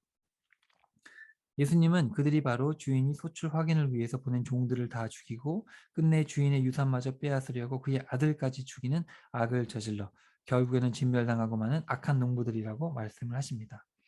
그들은 예수님을 버리지만 결국 예수님께서 머릿돌이 되어 모든 것을 심판하실 것임을 경고하십니다. 이러한 경고를 들은 종교 지도자들은 로마 황제에게 세금을 바치는 문제로 예수님을 책잡으려 합니다. 이에 예수님은 하나님의 것은 하나님께 바치고 황제의 것은 황제에게 바치라는 말씀을 통해서 하나님과 세상을 동시에 섬기는 그들의 위선을 적나라하게 고발하시죠. 마찬가지 여러분, 교회도 다니고 알먹고 꼭 먹고 그러면 안 돼요. 하나님 나라만 구해야 됩니다. 한편 부활을 믿지 않던 사두개인들도 찾아와 부활 문제로 예수님을 시험하지만 예수님은 그들의 무지를 지적하시면서 하나님께서 스스로를 그들의 조상들의 하나님이라고 하신 것은 그들의 조상들이 살아있기 때문임을 말씀해 주십니다. 아브라함의 하나님, 이삭의 하나님, 야곱의 하나님 그러시죠. 이 말씀을 듣던 서기관들이 예수님의 명확한 대답에 우호적인 반응을 보이지만 예수님은 종교적인 위선으로 가득 찬 나머지 다윗과 같은 정치적인 메시아를 기다릴 뿐만 아니라 가난한 과부의 얼마 안 되는 돈마저 빼앗고 사람에게 보이려고 길게 기도하며 높은 자리를 찾아다니는 서기관들을 향해 엄중한 심판을 선포하십니다. 자, 어떤 이들을 향한 빛이에요? 어떤 이들이라고 성경에 되어 있어요. 자, 종교 지도자들에게 경고하신 이후 어떤 이들이 찾아와 성전의 아름다움을 자랑하자 예수님은 완전히 무너질 날이 올 것임을 말씀하시면서 마지막 때에 대해 말씀을 해주십니다. 먼저 환난의 징조를 말씀하십니다. 자칭 예수가 등장할 것이고 전쟁, 기근, 천지지변, 전염병 그리고 하늘의 큰 징조들이 보일 것임을 미리 알려주십니다. 믿는 자들은 세상 권력 앞에 끌려가겠고 모든 사람들에게 미움을 받게 될 것이라 말씀해 주십니다. 그러나 하나님께서 친히 말과 지혜를 주셔서 세상이 감당치 못하게 할 것이며 상하지 않도록 지킬 것이니 끝까지 인내하면 구원을 받을 것이다 말씀해 주십니다. 다음으로는 환난과 재림에 대해서 말씀하십니다. 예루살렘에 전쟁이 있을 것이며 하늘의 징조와 천지지변으로 인해 사람들이 두려움에 떠는 가운데 예수님께서 영광 가운데 다시 오실 것이라 말씀을 해주십니다. 예수님은 자신의 말은 없어지지 않을 것이니 항상 기도하고 깨어 있어서 모든 사람에게 임할 이러한 일들을 살피라고 경고하십니다. 예수님은 낮에는 성전에서 가르치시고 밤에는 성전 동편 언덕인 감람원에서 쉬십니다. 자, 이제 제자들을 향한 빛입니다. 자, 때가 되어 제자 유다가 예수님을 배신한 가운데 예수님은 제자들과의 마지막 만찬을 친히 준비하시고 베푸시면서 자신이 곧 받게 될 고난을 알리신 후 성만찬을 통해 자신을 기억하게 하십니다. 그러나 여전히 제자들이 상황 파악을 못하고 누가 더 큰지 다투고 있자 예수님은 세상 사람들처럼 행동하지 말고 섬기는 자가 될 것을 가르치신 후 자신이 떠날 때가 되었으니 이제는 스스로 준비할 것을 명령하십니다. 이후 예수님은 감당해야 할 십자가, 고난을 위해 하나님께 마지막으로 간절히 기도하십니다. 이러한 상황을 알지 못하고 잠을 자고 있는 제자들을 보시고 시험에 들지 않게 일어나 기도하라고 말씀하십니다. 때가 되어 예수님은 유다와 그 무리들에 의해 붙잡히시는데 베드로는 두려움으로 인해 예수님을 부인합니다. 유대 종교 지도자들은 신성 모독이라는 죄목을 붙여 예수님을 로마 총독에게 넘기게 되고 빌라도는 자신 스스로 예수님이 죄가 없음을 3번이나 언급하지만 권력 유지를 위해 그들의 요구대로 예수님을 십자가에 처형시킵니다. 예수님은 십자가에서 고난을 받으시는 순간에도 예루살렘의 임박한 멸망을 위해 슬퍼할 것을 말씀하시고 또한 함께 매달린 죄수 중에 한 명의 회개와 간구를 보시고 구원을 베푸십니다. 예수님의 십자가 죽음 앞에서 제자들은 모두 흩어진 가운데 이방인인 로마 백부장은 하나님께 영광을 돌리며 예수님이 의인이었음을 시인합니다. 갈릴리에서부터 예수님을 따라온 여인들이 멀리 서서 예수님의 죽음을 지켜보고 마지막까지 시체를 살피며 장례용품을 준비합니다. 계속해서 이 누가는 이방인 백부장 또는 어, 당시 천대받던 여인들, 이런 어떤 연약한 자들, 이방인들 이런 분들을 계속해서 등장을 시키는 거예요. 그리고 죄수 중에 한 명도 구원받고 십자가에 달려있던 사람, 그런 이야기를 이제 누가가 계속해서 씁니다. 자, 마지막으로 이제 말씀의 빛입니다. 성경을 깨닫게 하시는 예수님에 대해서 말씀의 빛으로 우리가 마지막 갈 때까지 이 성경을 붙들고 하나님의 말씀을 붙들고 가야 되는 거예요. 자, 하나님은 예수님의 부활을 생각하지 못하고 시체가 없어졌으므로 근심하던 여인들에게 두 천사를 보내 부활의 소식을 알리십니다. 그제야 예수님의 말씀을 기억하고 제자들에게 알리지만 그들은 믿지 않습니다. 심지어 그 소식을 들은 제자들 2명은 아예 엠마오라는 곳으로 떠납니다. 그들은 서로 격한 논쟁을 하면서 길을 가고 있었는데 그때 예수님께서 동행하시며 그들의 어리석음을 지적하시고 구약의 말씀을 풀어 자신에 대한 것을 자세히 설명해 주십니다. 비록 그들은 예수님을 알아보지 못했으나 예수님께서 친히 저녁이 되어 함께 식사를 하려고 떡을 떼어 주시는 순간 알아보게 하십니다. 그들은 예수님께서 성경을 풀어 설명해 주실 때 자신들 안에 영적인 변화가 일어났음을 고백하게 됩니다. 이후 예수님은 베드로에게도 친히 나타나십니다. 이후 베드로, 엠마오로 가던 두 제자, 그리고 다른 모든 제자들이 예루살렘에 다시 모입니다.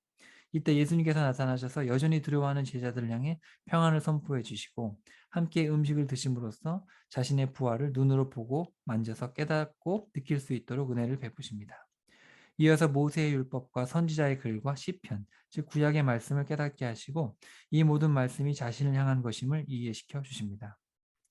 예수님의 죽음과 부활, 그리고 예수님의 이름으로 죄사함을 받게 하는 회개를 전파할 증인으로 세워주십니다. 그러니까 누가복음에서는 아까 성령님으로 시작했죠. 성령님께서 모든 것을 준비하시고 모든 것을 계획하셔서 인도하셨다. 마지막에는 예수님께서 말씀으로 완전케 하시고 말씀으로 이 모든 것이 확실하다는 것을 제자들에게 교육을 시키시는 이야기로 누가복음이 끝이 나게 돼요. 마지막으로 성령님께서 증인으로서의 사명을 감당할 힘을 주시기 위해 오실 것이니 그분을 기다릴 것을 명령하신 후 제자들을 축복하시고 하늘로 올라가십니다. 이제 제자들은 큰 기쁨으로 돌아가 늘 성전에서 하나님을 찬양하게 됩니다. 이게 이제 누가복음의 이야기입니다. 여러분, 제가 이 교재에서 쓴 내용들은 제가 인위적으로 더한 게 아니고 성경에 있는 내용들을 제가 틀을 잡아서 설명해 드린 거예요. 그래서 누가복음에 보면 이제 십자가에 달린 그 좌우에 있었는데 한 사람이 회개했다는 내용이 누가복음에만 나와요. 그래서 제가 이렇게 쓰는 겁니다. 그래서 여러분이 이 글을 쭉 읽다 보면 이 다른 복음서에서 다루지 않던 것이 여기 딱 나왔으면 이 누가의 강조점이 있는 거구나. 하나님께서 특별한 누가를 통해서 어떤 이야기를 하시기 위해서 이 이야기를 넣으셨구나. 이제 그것을 여러분이 보실 수 있으면 좋겠습니다. 자, 여러분 다시 정리할게요. 이제 정리하고 마칠 건데요. 자, 맨 앞쪽으로 가셔서 자, 49쪽. 자, 49쪽으로 가시면 자, 그 도표를 다시 한번 봅시다. 그래서 총 5부분으로 이 누가복음이 구성이 되어 있어요. 그래서 누가의 이름의 뜻이 뭐였습니까? 바로 빛을 비추다. 그래서 누가는 유일하게 성경의 그 많은 저자들 중에서 유일하게 유대인 아닌 이방인이었어요. 그래서 이방인으로서 이방인을 위해서 빛 대신 이방인에게도 빛을 비추신 이런 예수님에 대한 이야기를 누가를 통해서 쓰고 있고요. 그래서 처음에 성령님의 빛, 그래서 예수님께서 탄생하시고 사역을 준비하시는 모든 과정을 성령님께서 인도하셨다. 그 이야기를 쓰고 있고요. 그럼 두 번째 부분에서 이제 이 갈릴리에서 주님께서 대중들에게, 종교 지도자들에게, 제자들에게 계속 훈련을 시키시고 가시적인 것이 중요한 게 아니라 하나님의 마음을 배우고 하나님의 말씀에 어떤 진리를 파악해야 된다 하시는데 계속해서 깨닫지 못하고 가시적인 것만 보고 싶어 하니까 예수님은 때때마다 기도를 하셨다. 그래서 재중주를 가르치셔도 안 되니까 기도하시고, 종교 지도자들한테 말씀하셔도 안 되니까 기도하시고, 제자를 훈련시키셔도 안 되니까 기도하셨다. 우리에게 기도라는 건, 그러니까 우리가 성령님이 우리 안에 계신 사람들은 하나님과 계속 소통해야죠. 하나님의 마음을 계속해서 기억해야 돼요. 그리고 이제 궁극적으로 이제 구원에 대해서 이제 갈릴리를 떠나 십자가로 가는 그 길, 그죠? 어떻게 보면 이게 우리의 인생길이죠. 우리도 어쨌든 십자가의 길을 걸어가는 사람들이잖아요. 십자가를 지기 위해서. 그래서 우리가 쭉 계속해서 살펴봤죠. 기억나십니까? 제일 처음에 뭐 했죠? 제자. 그 다음에 영생. 그 다음에 기도. 그 마음이. 기도. 하나님의 마음을 영생을 알았으면 이제 하나님의 마음을 우리가 배워야 되고, 그 다음에 우리의 마음이 이제 바뀌어야 되고, 그죠? 그 다음에 우리의 행동이 바뀌어야 돼요. 그 다음에 우리의 물질관, 그리고 우리의 인생관, 우리 관계, 모든 관계관, 그리고 이제 좁은 문으로 가야 된다. 우리 구원으로 가는 것이죠. 그래서 물질, 여기 표에 있잖아요, 그죠? 물질, 영생, 하나님의 마음, 그쵸?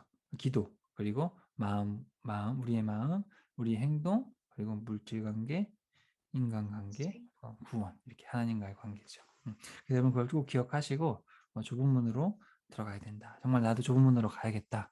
여러분, 아니 사실 가야 되겠다가 아니고 가고 있어야 돼요. 자, 그 다음에 이제 예루살렘의 빛 보면 예수님께서 계속해서 마지막까지 이제 가르치십니다. 예수님께서 좁은 문으로 가야 된다는 걸 다 말씀해 주셨잖아요. 구원이 무엇인지. 그래서 예수님께서 계속해서 가르치시는 이야기. 그리고 저와 여러분도 성령님께서 우리 안에 계셔서 우리가 이 모든 것을 깨달았다면 그다음부터 여러분 가르치셔야 돼요. 주변에 있는 사람들에게 구원이 뭔지, 정말 하나님의 뜻이 뭔지, 하나님의 심정을 계속해서 전해야 되고, 그리고 우리도 천국에 갈 때까지, 우리가 주님을 만나는 그날까지 여기 말씀의 빛이라고 되어 있는데, 끝까지 우리가 성경을 붙들고 하나님의 변치 않는 이 창조주의 말씀, 또 예수님을 통해서 정확하게 말씀해 주셨던 이 말씀을 붙들고 끝까지 가야 됩니다. 그게 우리의 여정이죠. 그러니까 성령님으로 시작된 우리의 구원의 여정은 끝까지 주님 말씀 붙들고 천국까지 가야 되는 거죠. 그 좁은 문을 향해서. 말씀의 검이잖아요. 말씀의 검을 가지고 우리가 우리를 대적하는 마귀와 싸워서 끝까지 승리해야 됩니다. 자, 이런 책이 바로 누가복음이 되겠습니다.